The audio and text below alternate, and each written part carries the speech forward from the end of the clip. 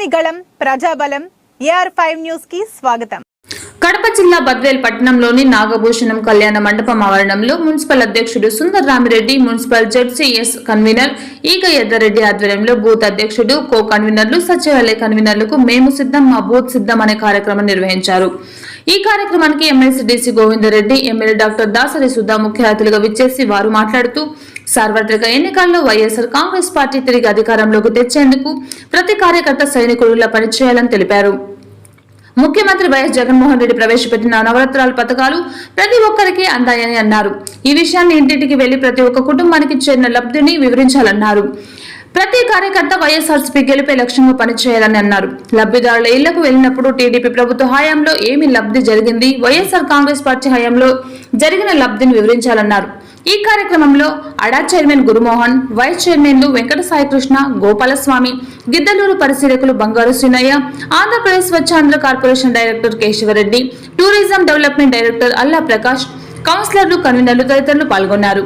కడప అన్నమయ్య జిల్లా incharge Hridaynath, AR5 Kadapa జిల్లా staff reporter ఎం రామచంద్ర. మూడో మీటింగ్ 18వ తారీఖున మన ఇక్కడ అనంతపురంలో కూడా ఈ సమావేశం పెడుతున్నారు. మనం కూడా మన బద్వేల్ నియోజకవర్గానికి కూడా అనంతపురం మీటింగ్కు మనమంతా కూడా హాజరు కావాలని చెప్పి తెలియజేయడం జరిగింది. దానికి సంబంధించినటువంటి ఆ బస్సులు జరగబోయేటువంటి ఆయన కురుక్షేత్రంగా వ్యవహరిస్తున్నారు. ఎన్నికలంటే కూడా ఈ కురుక్షేత్ర రణరంగంలో మనందరం కూడా, నేను అర్జునుడైతే మీరందరూ కూడా కృష్ణుడి పాత్ర వేయాలి. కృష్ణులుగా ఉండి, రథసారథులుగా ఉండి ఈ కురుక్షేత్ర యుద్ధాన్ని మనం విజయదుందుకుతో గెలవాలి అనేటువంటిది మన ముఖ్యమంత్రి గారు చెప్పినటువంటి నినాదం. అందుకనే ఈ సందర్భంగా ఈనాడు మేము సిద్ధం మా బూత్ సిద్ధం అనేటువంటి కార్యక్రమం మనం ప్రతి మండలంలో ఈనాడు మున్సిపాలిటీలో కూడా ఈనాడు మనం మాట్లాడుకుంటున్నాం. అయితే ఇంతమంది సభ్యుల్లో ఈ 248 మందిని మానిటర్ చేయడం మున్సిపాలిటీలో 3 సీనియర్ నాయకులకు వాళ్లకు ఇదంతా కూడా మరి ఆ బరువు బాధ్యతలు వాళ్ళకు పెట్టడం జరిగింది.